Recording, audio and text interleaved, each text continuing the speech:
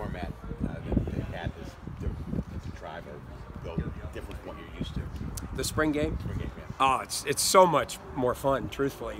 We were in there, and it's funny because this is my first experience where the staffs like are in rooms, closed doors, you know, plotting against each other. And where I've been before, because there are very few walk-ons, there is no such thing as a spring game because there's not enough depth. So, you know, we'd get 40 or so snaps, and that would be it. And so this is more of a game, so it's certainly a lot more fun.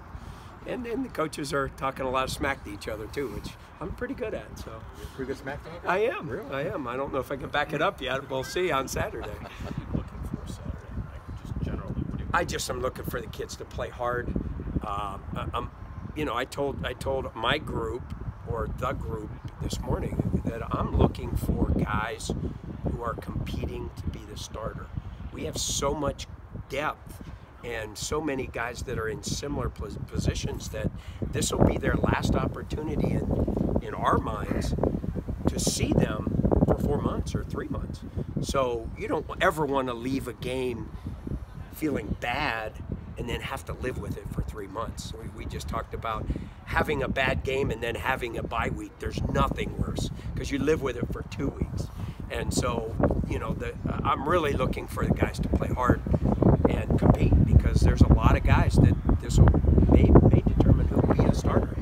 At least going into 2 days. Yeah, I was going to say along those lines, I mean, as a coach and as a coordinator, how much stock do you put into this? I mean, it's obviously somewhat vanilla in terms of what you're doing, but I guess it's kind of like the purest form of competition, right? It's for starters and it's for bragging rights, right? It's really, it's a team thing, but it is also, it's me against another guy at my position to see who can play best against maybe if you're a 1, you may have never played against the 1, you played against the 2. And so now, you know, there's an opportunity for you to prove.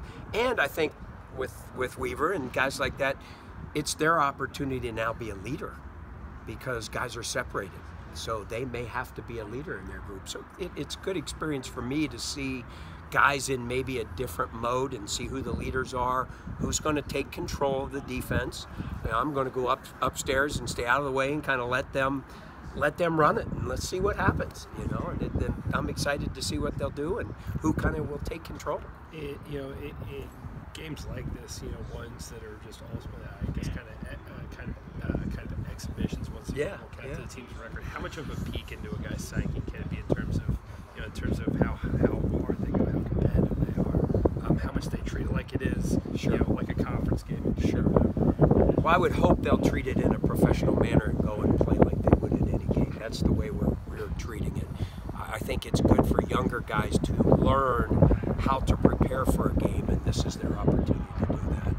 You know, I told the guys, I said, I got good news and I got bad news, and they're like, well, what's the bad news? I said, well, geez, it's going to be almost 80 degrees. We really are 1 deep. You know, you're going to play against, you know, possibly some of the, you know, the offense has more depth, so you're going to see probably them throw the ball deep a lot more, which makes the defense run more and more and more. And I kept going through things, and they're like, well, what's the good news? And I said, well, you know, I saved money on my car insurance because I changed my car insurance to Geico. So they're like, oh, coach, come on. So anyway, you know, we're going to have fun with it, but as they know, it's important that they come and play and play well, because you don't want to walk off the field disappointed in how you played and have 3 months to let it eat at you. Yeah, with the way the guys are broken up as well, is this also a good chance for, you know, some of the guys who are like redshirt freshmen to, you know, maybe not get who haven't been getting 1s and 2s reps, that they're going to get, you know, leaned on for some serious plays? Absolutely, and I think the thing that's amazing when you see kids that are younger now, they're not with the 2s or the 3s, they're now with the 1s theoretically. How some kids, because you guys know these are all good high school players coming in, young guys, now it's their time to shine because they're a part of the 1s, if you will. You know, sometimes you go out and practice and you just run plays, and well, now I'm with the 1s and I'm out here in Heinz Field, and I'm now the Division I football player that I, you know, came here to be. So I look forward to seeing how those kids rise, because somebody will show up that none of us expect.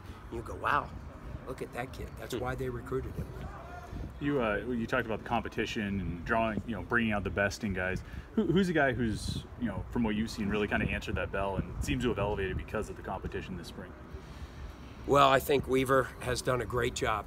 I think he's stood out as far as that. I think Wagenis is another one. He is with a year off, he shook the rust off real quickly and became a leader. We have 3 seniors at linebacker.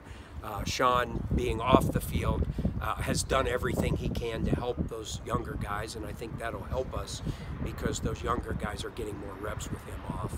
I tell you what, Rod Hamlin is another one who's done a great job of being a leader in the secondary. He's another guy who's really stood out. But to be honest with you, I think tomorrow will be the first test of where we back off of them. We get away and let them go be the leaders. And I'm kind of excited to see who I'm not speaking of that will walk off the field and go, there's a guy right there. What do you think it is about Weaver that really stands out so much? I think he's a lunch pail football player. He comes to work every day and he does everything as hard as he can, as long as he can. And that to me is part of my mantra as a coach and as coaching these guys is we want to play as hard as we can, as long as we can, and then the beautiful thing is having depth. If I have to go out after 3 plays, I'm not worried about who's going in. And when you have problems like that where you don't have depth, then that backup goes in and you lose a lot. I don't think we'll have that. So that would be the big thing for him is he comes every day ready to practice, ready to play. He's early in watching tape, he's late, all those things that you would expect of a guy who's competing to be one of the better players. I guess stereotypically the lunch pail guy's like 5'10", 240, but I guess it's good to have a lunch pail guy who's 6'5", no, he's not 260. Rudy by any means. More of, you're probably thinking more of my size guy, but there's always that guy. But when you get a guy with that kind of talent who also has that elevates them obviously to a different level, and that's what you see when you walk across the hall. Do you think Salim's going to get most of his snaps on Saturday? Mike or we're going to slide him around at all of them. We only have three guys there, really 4 guys, so we're going to have to probably move those guys around by position a little bit. But he'll start at Mike just because. Quentin's on the other team. Right. And we only have 1 Mike on that team, so we'll have a little issue if he goes down. So knock on wood that doesn't happen. But yeah, he'll play mostly at Mike. Is your defense more of an attacking defense than a read and react defense? I would say so. I would say that's something you learned. I think that we talk less about missing tackles and talk more. We don't grade the guys on missed tackles. A lot of people do. We grade them on making plays and tackles for loss and going and taking a shot. And it's been a process, because it's a little different. But my mentality is if you go take a shot, you'll make the play, and if you don't, that's what the other 10 guys are for. And that's probably where it's a little bit different, is that from an attacking standpoint, I'm not going to grade those guys down for being aggressive. I'm really going to grade them down for more for